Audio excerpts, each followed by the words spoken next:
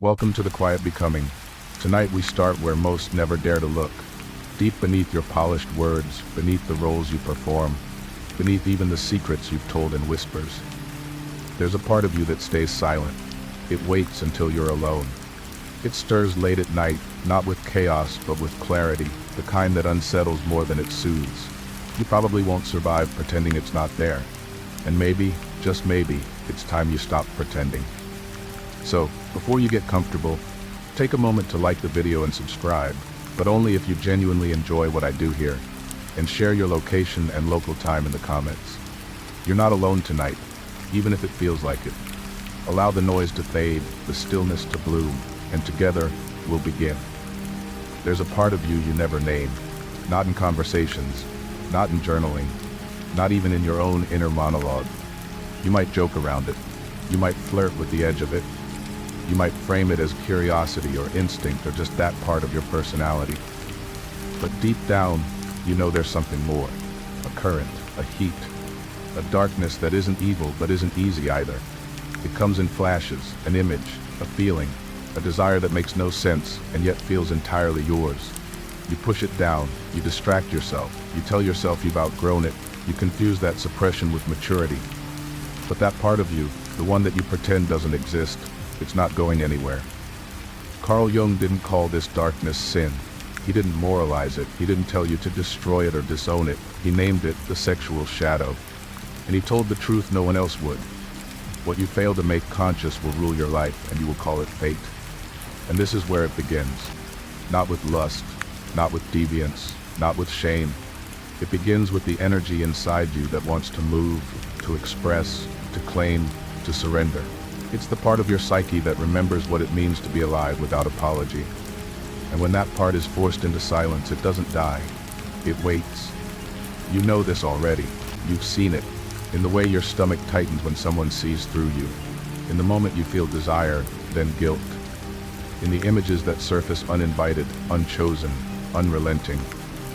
In the way you pull away from real intimacy, not because you don't care, but because you're afraid of what might be exposed. The sexual shadow is not about sex, it's about power, vulnerability, longing, control, shame. It's about the truths you were told not to feel, and the parts of yourself you were taught to fear. It's the intersection of your deepest instinct and your deepest wound, and it is shaping your life whether you know it or not. You think you're making conscious choices. You think you're deciding who you're attracted to, who you avoid, who you chase.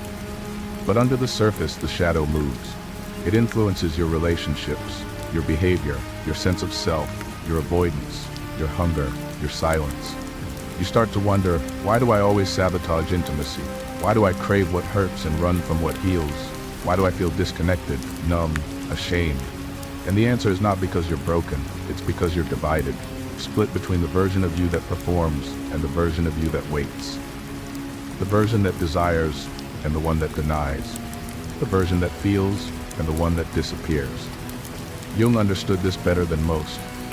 He didn't say you should indulge every fantasy. He didn't say you should become your shadow. He said you must know it. Because if you don't, it will know you better than you know yourself. It will whisper into your thoughts. It will pull you into patterns. It will convince you to settle for numbness because sensation feels too dangerous. And still it waits. The shadow is not out to destroy you, it's out to return. It's the part of you that wants to come home, not to chaos, but to clarity, to presence, to truth. But that return requires you to do something most people never do. You must look at it, without judgment, without flinching, without the need to moralize or deny. You must ask, what part of me have I buried, and what has it cost me to keep it hidden? This is not just about behavior, it's about identity. Because your sexuality isn't a trait, it's an archetype, a channel, a carrier of creative force. And when it's exiled, everything begins to dim. You move through life like you're watching someone else live it. You check the boxes, you say the right things, but inside there's a hollow ache, a knowing, a quiet grief. That grief is your signal. It's not weakness, it's memory. Your body remembers what your mind denies. And if you keep running from that part of you, it won't stay quiet. It will become obsession, compulsion, projection, sabotage. Or you can stop running. You can stop pretending. And you can begin Not by acting on the shadow, not by obeying it, but by turning toward it and listening. You don't have to fix anything tonight. You only have to admit what's been waiting. And in that moment, the work begins. You've probably been taught that denying desire is strength, that pushing it down is progress, that silence is safety, and maybe for a time it even worked. You felt clean, you felt above it, you felt in control. But slowly, quietly, something began to twist underneath that surface. The very thing you tried to erase didn't vanish. It changed shape. This is where repression becomes distortion. Carl Jung knew the psyche doesn't forget what it hides. It doesn't simply delete the parts you exile, it recycles them. Repression doesn't erase, it warps. It turns natural instinct into unnatural fixation. It turns innocent fantasy into compulsive craving. It turns healthy exploration into silent guilt.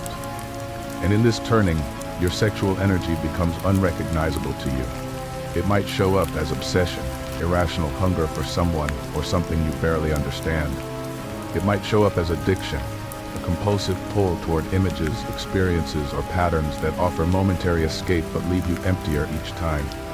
It might show up as total numbness, touch without sensation, closeness without feeling, desire without presence. And each time it happens, you think, what is wrong with me? But there's nothing wrong, there's only division. Jung didn't call this dysfunction, he called it fragmentation, the soul breaking apart to protect itself from truths it was never given the tools to hold. Because most of us weren't taught how to carry desire, we were taught how to fear it, avoid it, judge it. We were given scripts instead of mirrors, rules instead of reflection, suppression instead of self-knowing. And so we buried it, the rawness, the longing, the power, the tenderness. We labeled it inappropriate, immature, dirty.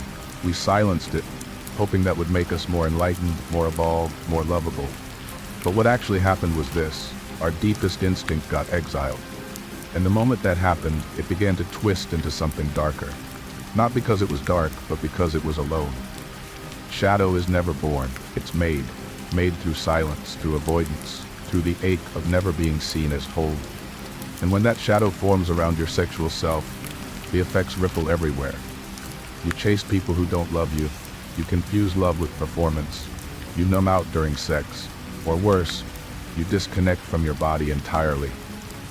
You live in your mind, floating above your flesh, afraid of what it might say if you actually listened. Because the body remembers what the mind denies. And your sexual shadow doesn't speak in logic. It speaks in symbols, in cravings, in panic.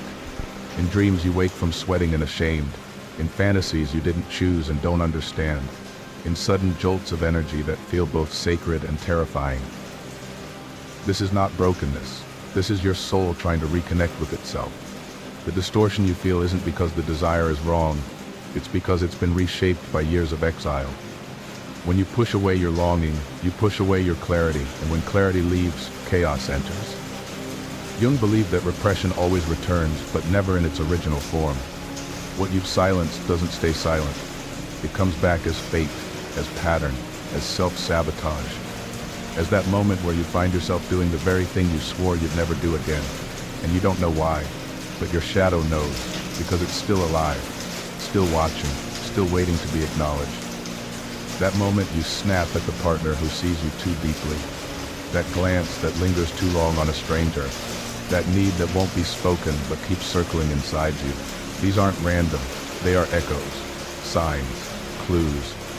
Your shadow is not trying to destroy you, it's trying to bring you home. But it won't come through politeness, it won't come through logic. It will come through everything you've tried not to feel. And that's why it scares you. That's why you call it dysfunction. Because you don't recognize what has been distorted. You don't remember what it looked like before it was buried, but it's still there. The original signal, the sacred pulse, the longing that wasn't shameful before someone told you it was. And you can return to it. Not by indulging every impulse, not by acting out every fantasy, but by asking, what was this before it became twisted? What truth is buried inside this reaction?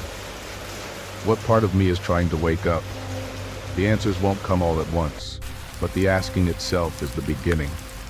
Because the opposite of distortion is not discipline, it's integration. It's the slow reweaving of the parts of you that were never meant to be separate. You are not sick, you are splintered. And splinters can be drawn out, not with force, not with shame, but with presence, with honesty, with the courage to feel what you were taught to fear. Jung never promised the path would be clean. He said it would be narrow. He said the shadow would not yield easily. But he also said that wholeness waits on the other side, and so do you. Not the version of you who has everything figured out. The version of you who remembers what it felt like to be unbroken. You're not far, you're just hidden. And tonight that begins to change. You've spent years building the image. Maybe you didn't even realize you were doing it. You were just trying to be good, to be enough, to be seen as healed, enlightened, evolved. You became the calm one, the kind one, the conscious one, the one who doesn't get rattled, who doesn't crave too deeply, who speaks in affirmations and practices restraint. You built a life around stability, around light. But light without shadow is performance. And the image you created, as beautiful as it looks, begins to suffocate you. Carl Jung warned us of this exact illusion, the myth of being healed and holy. He saw how we wear masks, not just for the world, but for ourselves, how we bury what doesn't fit the ideal. We want to be whole, but we aim for purity instead. We want to be loved, but we offer only the parts that feel acceptable. And in the name of enlightenment, we exile our humanity. You might know this mask well. You meditate, you journal, you speak with intention. You've forgiven your past. You've read the books, done the work. You've created a version of yourself that looks healed. But beneath that version is a current, a hunger, a truth you dare not speak because it doesn't match the light you're projecting, desire that doesn't fit the brand, anger that interrupts your peace, attraction that feels messy and irrational, impulse that doesn't align with your wisdom. And you suppress it all, not because you're a liar, but because you're afraid. Afraid that if you let it out, the whole identity you've built will fall apart, that people will leave, that you'll lose control, that everything you thought you were will turn out to be an act. But Jung would say, if it's not integrated, it's not real. Spirituality without shadow is a costume. Healing that denies complexity becomes another form of repression. You've just traded religious shame for spiritual bypassing, and your soul knows it. You see it in the moments you can't explain, in the fantasy that crashes into your meditation, in the attraction you feel towards someone who threatens your image, in the panic that rises when you realize you still haven't told the full truth, and you start to feel the dissonance between your outer life and your inner landscape, between your words and your wants, between your teachings and your temptations. You're not a fraud, you're just divided. The part of you that wants to be seen is battling the part of you that's never been allowed to exist, and it's exhausting. This isn't about hypocrisy, it's about survival. You learned early that love comes with conditions, that being palatable is safer than being real, that being admired is better than being known. So you shaped yourself into someone who could be loved without risk. But the price is authenticity, the price is embodiment. You begin to float above your body, your needs, your instincts. You become an idea of yourself instead of a presence. And your sexual shadow doesn't disappear just because you look pure. It festers, it grows in the corners, it finds its way out in dreams, in projections, in private compulsions you don't talk about. And all the while, you keep up the act. You speak of alignment, while parts of you scream in silence. You offer wisdom to others, while avoiding your own rawness. You walk the path of light, while your shadow waits in the dark. Jung never promised wholeness would be pretty. He said it would be painful, because to integrate the shadow, you have to meet it without flinching. You have to sit with the parts of you that don't match your image and ask, why am I so afraid of being seen? Not admired, not praised, seen. Because once you're seen, the performance dies. And in that death is your freedom. You don't have to be the perfect man, the sacred woman, the balanced being. You only have to be whole. And wholeness includes contradiction. It includes lust and longing and fear and wildness and guilt and joy. You are allowed to want things that scare you. You are allowed to feel things that don't fit the narrative. You are allowed to be complex. And if that means shattering the identity you built, so be it. Better to shatter a mask than to live behind one, because you can't heal what you pretend isn't there. You can't become whole while denying half of your being. So ask yourself, Not how do I become more enlightened? Ask instead, what part of me have I been trying to purify out of existence? That's where the door opens. Not toward light or darkness, but toward truth. And truth finally will hold you. You don't always notice when it starts. Sometimes it begins in your sleep. A dream, strange and sharp, filled with people or images that don't make sense, except they do, on some level your waking self won't admit. Sometimes it begins when you meet someone and feel something you weren't ready to feel. A pull, a pulse, a discomfort that feels like heat. You don't know why you're thinking about them, why they leave an imprint, why you feel exposed. But something in you stirs, and something in you resists. This is how the sexual shadow returns, not through decisions, but through reactions. Not through reason, but through mystery. Carl Jung called this the return of the repressed. What you bury doesn't stay buried. It circles back, in fantasy, in discomfort, in people who make you nervous for reasons you can't explain. And the more tightly you've shut the door, the more creatively your shadow finds its way back in. You don't choose these thoughts. You don't plan the fantasies, they appear.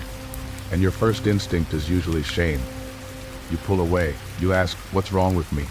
You wonder how you can think such things and still be good, still be loving, still be spiritual, still be in control. But the shadow doesn't care about your image.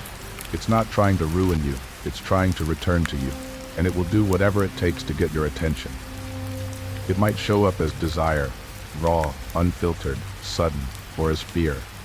A panic you feel in the presence of someone who reminds you of the parts of yourself you've tried to forget. It might show up as obsession, a fixation that feels irrational but irresistible. It might show up as guilt, deep, slow, and confusing. You try to feel good and something inside recoils. Because the sexual shadow is not always loud. Sometimes it's silence, a numbness that creeps in when you touch someone you care about, a blankness during sex, a subtle evacuation of your presence when things get too intimate. And this silence is not peace, it's absence. An absence that begins to feel normal. You start calling it low libido, stress, age, trauma. You create reasons, and some of them are valid, but beneath them all is something deeper, your shadow waiting to be seen, felt, integrated. This doesn't mean you should act on every impulse. Jung never said to obey the shadow. He said to know it, to begin a dialogue, to listen. Because the impulse is not the problem. The silence around it is. When you don't name it, it grows, it twists, it surfaces as confusion. It hijacks your relationships. It turns into compulsions. It leaks into places it was never meant to be. And the cost is presence. The cost is intimacy. You begin to live through reactions instead of choices, through masks instead of expression, through defense instead of truth, and the people around you feel it. They may not be able to name what's wrong, but they feel the gaps, the hesitations, the avoidance, the roles you play, the doors you don't open. And slowly, intimacy becomes performance. Relationships become roles. Love becomes something you do, not something you feel. This is how the shadow fractures connection. It doesn't break it with fire, it breaks it with fog. Jung taught that the psyche seeks completion, and what you refuse to integrate, it will try to find outside of you. This is why you're drawn to people who feel dangerous, why you crave what threatens your identity, why you're haunted by attractions that don't make sense. It's not about them, it's about you. Your psyche is trying to show you what's missing, what's buried, what's unloved. And every discomfort is a mirror. Every forbidden desire is a message. Every attraction that scares you is an invitation, not to act, but to feel, not to indulge, but to acknowledge, to say yes, that lives in me too, even if I don't want it to, even if I wish it weren't true, even if I've spent my whole life trying to be someone else, because that's the moment the shadow starts to soften. Not when you control it, when you see it, when you stop pretending it's not there and start asking why it is. You don't have to be afraid of your shadow's return. You only have to be willing to meet it at the door. And listen. You were younger than you remember.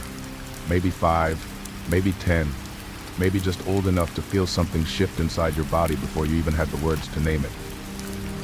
It was a sensation, a question, a curiosity, and then a look, a rule, a silence. Something in the air said no. Not here, not that, don't. And without fully understanding why, you buried it. This is the first wound. The moment desire became dangerous.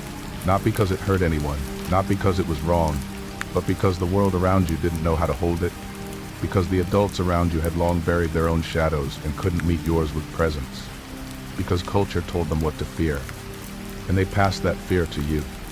Carl Jung understood this rupture. He knew the ego doesn't develop in one smooth, cohesive line. It splits, it fragments, it protects itself by suppressing anything that threatens its stability, especially in childhood, especially when the emerging self meets rejection. So the body remembers, even when the mind forgets. You may not recall the exact moment, but you feel the pattern, the way you flinch from your own pleasure, the way you judge your attraction before you even feel it fully, the way you dissociate the moment things get real. Because somewhere long ago you learned that this part of you, this longing, this charge, this rawness, wasn't safe, wasn't good, wasn't lovable. And so you broke yourself, just a little, just enough to keep the love, just enough to fit in, just enough to survive. This is how the sexual shadow is born. Not from corruption, but from disconnection. You didn't sin. You split, and that split has shaped everything since. You walk through the world with a version of yourself that performs well, that smiles, that works, that navigates relationships, that follows spiritual practice, that does its best. But beneath it lives the child who still believes their desire is shameful, who still fears being seen, who still thinks their sexuality is a liability, not a gift. That child hasn't left. They're just quiet. Jung said the shadow is not a monster. It is the part of us that was exiled to keep us loved. And love, when it's offered conditionally, always comes with a cost. You may have paid it without knowing. You may still be paying it now, in your silence, your disconnection, your confusion, your compulsions. And the most tragic part, you thought this was maturity. You thought the numbness was growth. You thought the absence of desire was peace. But numbness is not peace. It is grief. Grief for the parts of you that were never allowed to live. Grief for the language you were never taught. Grief for the part of your soul that was told to stay silent and actually listen. But silence doesn't heal. It delays. And the longer you wait to turn toward that child, the more twisted the shadow becomes. It starts to show up in places it doesn't belong. It fuels attractions you can't explain. It disrupts intimacy. It sabotages connection. It builds walls in your most sacred relationships. Not because it wants to hurt you, but because it wants to come home. That's what your shadow is, a homecoming waiting to happen. But to return, you must retrace the path. You must ask, when did I first feel unsafe in my own body? Who taught me that my desire was a threat? When did I begin to believe that love required erasure? And what would it look like to meet that younger self? Not with more silence, but with presence. You may feel resistance. You may hear the old voices rise up. Don't go there. That's in the past. That's not who you are now, but it is. It always was. That buried energy is still moving through your life. Not in words, in choices, in confusion, in longing that doesn't make sense. And the only way forward is back. Back to that room. Back to that moment. Back to the first time your body lit up and the world dimmed it. You don't need to relive the pain. You need to remember the truth, that you were never bad. You were just alive. And being alive scared the people who weren't. So they shut you down. And now it's your turn to open the door. Not to blame, but to reclaim. To say, this part of me isn't dangerous. This part of me isn't unworthy. This part of me was never wrong. It was sacred. It was mine. And it still is. You keep thinking it's about them. The person you can't stop thinking about. The stranger who unsettles you. The lover who triggers you. The people you're drawn to with an intensity that feels disproportionate, irrational, sometimes even embarrassing. You analyze it. You spiritualize it. You try to make it make sense. But deep down, something about the pull still feels bigger than the moment. Carl Jung called this projection. The psyche's attempt to meet itself through someone else. And nowhere does this projection become more potent or more confusing than in your sexual shadow. Because the parts of yourself you've disowned never die. They seek reunion. And when you won't meet them internally, they will find a mirror in the outside world. So you find yourself obsessed, not because they're your soulmate, but because they carry the energy you've repressed. You judge them, you desire them, you resent them, you fear them. But what you're really doing is reaching for a dismembered part of yourself, and they carry it for you. until you can carry it yourself. Maybe they're wildly free in their sexuality, something you've tried to suppress. Maybe they're soft in ways you never allowed yourself to be. Maybe they're dominant, expressive, unapologetically hungry. Whatever it is, it touches something raw in you, and that rawness feels overwhelming. You think it's about them, but it's not. It's about you. It's about what you haven't made peace with. It's about what you've locked behind doors labeled wrong, dangerous, or too much. And the moment someone embodies that energy, your unconscious lights up. You either chase it or run from it. You either idolize them or demonize them. But the reaction itself is the signal, because what you can't tolerate in others is often what you haven't integrated in yourself. Jung said, everything that irritates us about others can lead us to an understanding of ourselves. This includes and especially includes your sexual reactions. So when someone unsettles you, ask, what part of me are they expressing? What freedom do they have that I've denied? What desire do they embody that I've buried? What instinct do they normalize that I still shame? These questions aren't comfortable, but they are the beginning of liberation. Because until you own that energy, you will project it. And projection always distorts. You'll think you're falling in love when really you're trying to reclaim yourself. You'll think you're being betrayed when really your shadow is being reflected back at you. You'll create entire narratives around people just to avoid feeling what's yours. This is the trap. The psyche seeks completion. And when that completion can't happen inside, it gets outsourced. But no other person can hold your unlived self forever. Eventually, the illusion cracks, the fantasy collapses, and you're left wondering what was ever real. The person was real. The connection may have been real, but the intensity, that was your shadow reaching. Not for them, for you. This doesn't mean the attraction is fake. It means it's layered. It means your desire is trying to talk to you, not about the other person, but about the you you've forgotten. That's why some attractions feel sacred and terrifying all at once. That's why you're pulled towards certain people with a force that seems larger than choice. That's why even after they leave, something lingers, not the memory of them, but the echo of what they represented. And until you meet that energy within, you will keep chasing it outside. You'll stay caught in cycles of desire and shame. You'll confuse rejection with punishment. You'll crave danger because safety feels boring. And all of it will feel out of your control. But it's not. You're not being haunted by other people. You're being haunted by yourself, by the part of you that's still waiting to be loved, not for how well it behaves, but for how honestly it wants. Jung would call this a sacred confrontation, a chance to reclaim the projections you've scattered across the world, not to shame yourself, but to remember yourself. You're not wrong for being drawn to them. You're not broken for wanting what you don't understand. You're human. You're trying to come home. And the mirror you're staring into, it's not there to confuse you. It's there to guide you. Back to the energy you buried. Back to the truth you tried to forget. Back to the fullness of who you are. So the next time someone awakens something in you, don't rush to explain it. Don't moralize it. Don't run from it. Sit with it. Ask what it's showing you and thank them, silently, sacredly, not for saving you, but for reflecting you, because that's all they ever were, a mirror. And now that you've seen what it holds, the real work begins. You think you're managing it, the silence, the numbness, the polite smiles. You're functioning. You're doing what needs to be done. You're going through the motions of relationship, intimacy, identity. You get dressed, you touch, you kiss, you make love, but you're not there. Not fully. Not really. Something's missing. And you're afraid to name it because you've grown used to living without it? This is the double life. The outer you looks composed, controlled, presentable. You speak of mindfulness. You post pictures of peace. You tell yourself you're grounded, but beneath it, you're hollow. A quiet emptiness runs through your body like a forgotten language. You're not lying, but you're not telling the truth either.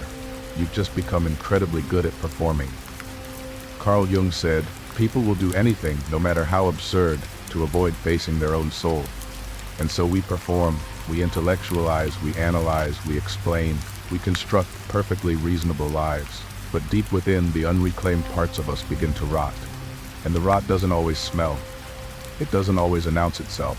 Sometimes it just shows up as fatigue, emotional fatigue, existential fatigue, the kind of tired that doesn't go away with sleep, because you're not tired from life, you're tired from hiding from it. Your shadow is buried but not dead. It shows itself in the subtlest ways.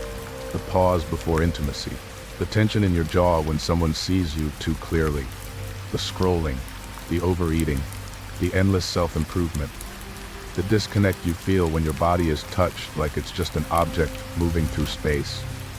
You don't feel numb because you're broken. You feel numb because you've disowned the very parts of you that would make you feel alive. You've called your needs too much. You've called your longing immature. You've said it's just a phase, or just hormones, or just the past. You've explained it away with psychology or astrology or trauma theory. But at the center of all that explanation is a simple, aching truth. You haven't been home to yourself in a very long time. You're living in the curated version, the refined, emotionally literate, socially palatable version of you. And that version is safe, but it's not whole. You've lost access to the wildness that makes love electric, to the sensuality that makes embodiment meaningful, to the messiness that makes relationships real. You think you're calm, but you're actually detached. You think you're composed, but you're actually repressed. You think you've evolved, but you've just gotten better at hiding, and no one sees it, because you don't let them, because you've learned that being seen is dangerous. Being fully present might mean feeling things you haven't let yourself feel in years. It might mean admitting that your carefully built life is hollow in ways you can no longer ignore. Jung would say this is not collapse, it's the beginning of awakening. Because until now you've lived from the surface. But real life, the life your soul longs for, only begins when you're ready to descend. Into the ache, into the need, into the buried voice that's been whispering beneath your numbness. It's not asking you to burn it all down, it's asking you to listen. To the moment during sex when your body leaves. To the dreams that leave you shaken and sweating. To the craving for something you can't name but feel every time you close your eyes. That's not dysfunction. That's your soul remembering what wholeness feels like. And what you've been calling maturity, this clean, tidy, distant version of yourself, is actually self-erasure. It's how you've survived, but it's not how you thrive. Because presence can't exist where parts of you have been silenced. And love cannot bloom in performance. You can't touch someone else if you won't touch your own soul. You can't be felt if you're not fully inside your own body. And the longer you go on like this, the more the people around you will feel it. Your partner, your friends, they won't know what's missing, but they'll feel it. They'll feel the absence behind your eyes, the stiffness in your embrace, the way your heart is somewhere else entirely. They'll start to think it's them. But it's not. It's the shadow between you, the part of you you've exiled, the part that still longs, the part that remembers what it meant to feel alive before it was labeled too much. And here's the truth that changes everything. You can come back. Not by rebuilding your image, not by perfecting your healing, but by letting yourself feel again, letting yourself ache, letting yourself want, letting yourself mess up, fall apart, get turned on, get angry, cry during sex, laugh during silence, speak without filtering, feel without flinching. You don't have to live a double life anymore. You don't have to perform wholeness. You just have to come back.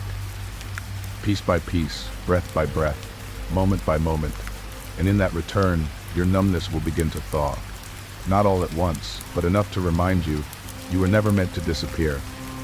You say you're tired, and maybe you are, but it's not the kind of tired that sleep solves. It's deeper, quieter.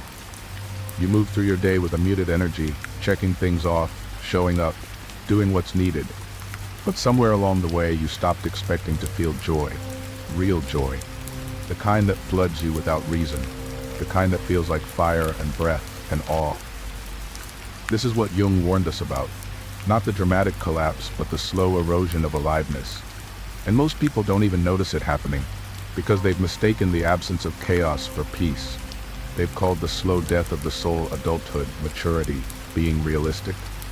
They've convinced themselves that this dull, tight-lipped, emotionally sedated life is the goal. But it's not peace, it's suppression. It's the cost of locking your sexual shadow in the basement and pretending it never existed. Because what you suppress doesn't just disappear, it consumes energy. Vital, creative, life-giving energy. The very force that moves through your body when you feel desire, that stirs your chest when you imagine something wild, that swells behind your eyes when you almost cry but swallow it down. That energy is what makes you you. And when it's buried, so is your vitality, so is your presence, so is your creative fire. You become flat, not because you don't care, but because you've learned it's safer not to. Carl Jung saw this in patient after patient. They didn't come in because they were reckless or unhinged. They came in because they were disconnected, numb, spiritually exhausted. And underneath that exhaustion wasn't laziness, it was resistance. Because repression takes work. You have to hold yourself down every day. You have to monitor your feelings. You have to track your thoughts. You have to filter your responses, curate your desires, and keep everything inconvenient just beneath the surface.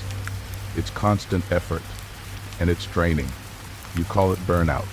You call it low energy. But your soul knows better. You are not tired because you've done too much. You are tired because you felt too little. You've turned down the volume on your own being.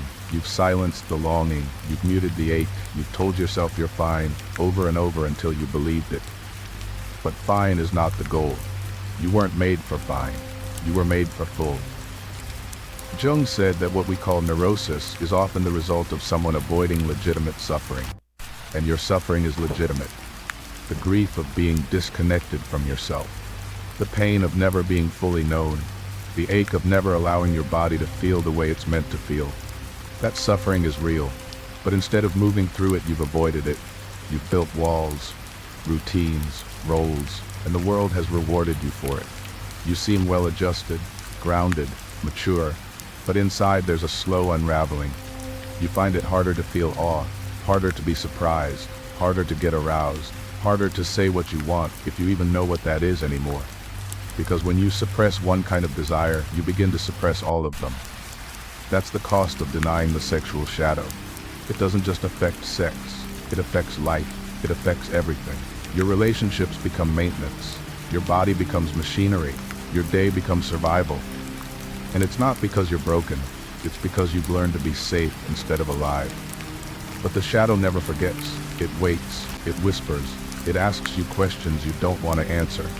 What happened to your hunger? What happened to the wildness? What happened to the part of you that didn't ask permission to feel? The truth is, it's still there, buried under the years, waiting for you to stop trying to control it and start trying to understand it. Because this isn't about acting out, it's about waking up to the heat in your belly, to the tears you won't let fall, to the pleasure you've mislabeled as shameful, to the truth you're scared to admit, even to yourself. It's not indulgence that heals the shadow, it's presence, the willingness to sit in the fire without running, the courage to ask what your fatigue is really telling you. The honesty to admit that this version of life, the numb one, the controlled one, the acceptable one, isn't enough. Not for your soul, not for your body, not for the parts of you that remember what real life feels like. So ask yourself, gently tonight, what part of me have I put to sleep in the name of being good? And what would it mean to wake it up? Because it's not your schedule that needs changing. It's not your diet or your meditation routine. It's your relationship to desire. To letting yourself want again, to letting yourself feel again, to letting yourself live again. You've been taught that if you feel something dark, you should either act on it or suppress it. That there are only two choices, indulgence or denial. But both of these lead to suffering. One consumes you, the other fractures you. What no one tells you, what Jung understood, is that there's a third way. To feel it, to sit with it, to enter into relationship with it. This is the work of integration. Not to obey every impulse, not to collapse into every fantasy, but to ask, what is this really about? What does this part of me want me to see? What am I afraid to feel? Because the sexual shadow is not just about sex. It's about power, shame, vulnerability, identity. It's about the parts of you that didn't get to grow in the light, and now they reach up through your unconscious, not to destroy you, but to ask for your attention. When you repress, you disconnect. When you indulge blindly, you lose yourself. But when you feel, truly feel, with presence and without judgment, something changes. The energy stops running wild. It starts to speak. And its voice is not chaos, its voice is memory. A memory of who you were before the shame, before the story, before the fracture. Carl Jung said, "The shadow is a tight passage, a narrow door whose painful constriction no one is spared who goes down to the deep well." But it is the only path to integration, to wholeness, to a life that doesn't swing between numbness and obsession. The truth is, you've never had a healthy relationship with your desire because you were never taught how. You were taught to avoid it, to joke about it, to control it, or to discharge it without meaning. And so your energy has been leaking for years, in fantasy that leaves you empty, in relationships that reenact your shame, in silences that turn to sickness, in choices that betray your deeper self. But none of this is irreversible because you can still feel, you can still listen, you can still begin. The first step is this: don't turn away. When the shadow rises, when the thought comes, the image, the sensation, pause. Don't act, don't judge, don't reach for distraction, just breathe. Just be with it. Ask, where did this come from? What is it trying to say? What part of me is knocking? It might be the child who was punished for asking questions. It might be the teenager who felt too much and was evisceration. It might be the adult who buried their instinct in order to be accepted. Whoever it is, they're not your enemy. They are the self you left behind, and they're ready to come home. But you must feel them first. And yes, it's uncomfortable. You may cry, you may shake, you may feel disgust, guilt, confusion. That's okay. That's part of the door opening. Jung never said integration would feel good. He said it would make you whole. And whole doesn't mean comfortable. It means real. It means you stop living two lives. It means your body and your spirit speak the same language again. It means you no longer pretend to be above your humanity. You enter it fully, with reverence, with curiosity, with compassion. Because that's what the shadow has needed all along. Not your fear, not your obedience, not your rejection, just your attention. And when it gets that, when it's finally felt, it softens. It doesn't disappear, but it transforms. From something wild and uncontrollable into something sacred and alive. Into creative force, into presence, into choice. This is what the world has been missing. Not more control, not more permission to escape, but more humans willing to feel again. To be with their shadows long enough to understand them, to listen to their bodies without flinching, to let desire be information, not instruction. So if you're feeling the edge of something rising in you tonight, don't run, don't distract, sit still, breathe, and ask, what truth is trying to move through me? That question, that stillness, is the beginning of integration. And from that place, your life begins to return. You've been told to chase the light, to seek peace, balance, healing. You've been encouraged to rise above your impulses, to stay calm, to avoid drama, to be spiritually mature. And in many ways, those are noble pursuits, but not if they come at the cost of wholeness. Not if, in the name of becoming a better person, you've carved out half your soul. Carl Jung said, wholeness is not achieved by cutting off a portion of one's being, but by integration. And nowhere is that more needed than in how you experience your own desire. Because this isn't just about what turns you on. This is about whether you're really alive, whether you're present in your body or just performing presence, whether your touch is sacred or mechanical, whether your love is a living force or a role you play to survive. You are not wrong for wanting. You are not broken for feeling. But you are at risk if you keep dividing yourself between who you are and who you think you should be. Because the shadow will not remain silent forever. If you don't open the door, it will break through the wall. It will come back louder. In your choices, in your attractions, in your dreams, in your mistakes, it will find a way to be known. But if you meet it now, gently, honestly, with presence, it doesn't need to destroy anything. It can become something sacred. Because the sexual shadow is not evil. It's unintegrated life. It's unclaimed power. It's unmet truth. And it's not going anywhere. You can keep hiding, keep pretending, keep managing the image. But every day you delay the reckoning, something inside you dims. And maybe you've already felt it, that slow disconnection, that sense that your life is happening without you, that no matter how good it looks, something is missing. That's the cost of performance. That's the cost of repression. Because you can build a beautiful life on the surface. You can have the partner, the career, the health, the smile. But if your sexual shadow is still buried, your life will slowly become unrecognizable to you. You'll wake up next to someone you don't feel. You'll touch without presence. You'll stay in relationships that numb you and destroy the ones that make you feel too much. You'll confuse emotional safety with boredom. You'll crave what wounds you and reject what heals you, and you won't understand why, but Jung would. He knew what happens when a person refuses to meet their own shadow. They don't just become detached, they become divided, and a divided self creates divided relationships. You can't give what you haven't reclaimed.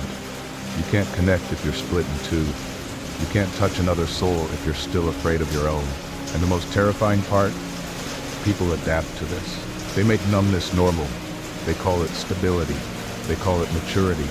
They pretend the fire that once moved through them was just youth. But deep down they know they've buried something real, and no amount of performance can replace it. This is the hidden consequence of an unreclaimed sexual shadow. You don't just lose passion, you lose presence. And when presence dies, love becomes maintenance. But the damage doesn't stop at relationships. It spreads into how you move through the world, into your creativity, into your spiritual life, into your sense of meaning. Because sexual energy is not just physical, it is symbolic, it is archetypal, it is the raw creative force of your being trying to move through you. And when that force is blocked, everything slows down. You procrastinate, you overthink, you numb, you fantasize instead of act, you withhold instead of express, and all of it feels logical, justified, reasonable. But it's not reason, it's resistance. You are resisting life itself, and the cost of that resistance is invisible at first, until it becomes everything, until you don't recognize your own eyes, until your voice sounds like a stranger, until you stop expecting anything extraordinary to happen to you. You call it burnout, you call it fatigue, but Jung would call it disintegration. You are being dismantled by your own refusal to feel, and society only reinforces this disconnection. We live in a world that is hypersexualized and emotionally sterile. We use sexuality to sell, to provoke, to distract, but we never sit with its truth. We never ask why we chase it endlessly and still feel unfulfilled. Why we speak of it loudly and still feel ashamed. Why we desire so much and connect so little. Because society doesn't want your wholeness, it wants your confusion. The more disconnected you are from your inner world, the easier you are to control. But Jung didn't offer despair. He offered confrontation. He said that facing your shadow is the beginning of transformation. That reclaiming your sexual shadow isn't about indulgence or destruction. It's about presence. So if you're ready tonight, don't run. Don't shame yourself. Don't numb out. Feel. Ask what's buried. Ask what's been exiled. Ask what wants to come home. Because it's time. You've spent years keeping this part of you in the dark. Maybe you didn't mean to. Maybe you thought it would protect you. Maybe you were told it was the right thing to do, to be clean, to be good, to be safe. But that part of you, it hasn't disappeared. It's waiting, not to hurt you, not to control you, but to be seen. You can keep hiding, or you can turn around and face what's been following you. The choice is simple: wholeness or performance, presence or numbness, a life lived from the surface or a life lived from the soul. Comment below, I'm ready to reclaim what I buried. Subscribe to Psychic for more Jungian truth like this, and share this with someone who's still afraid of what's already inside them. Stop running. It's time to return to yourself. Let it be quiet now. Let everything you've heard begin to settle, not as noise, but as soft knowing. You don't need to figure it all out tonight. You don't need to fix or change or explain. Just breathe. Just stay here for a moment longer, with your body, your breath, your buried truths. What was exiled is finding its way back. You've held yourself together for so long, but what if the strength you've built isn't the strength you need anymore? What if you've outgrown the mask? What if the next chapter isn't about control, but about surrender? Let your heart soften. Let your shame dissolve. Let the fire inside you no longer burn in silence. You are not wrong for what you feel. You are not broken for what you want. You are not beyond healing. You are beginning. And in this beginning, everything that was lost can still be found. So close your eyes, let the stillness hold you, and know this: your wholeness has always been waiting. And tonight, you finally started to walk toward it.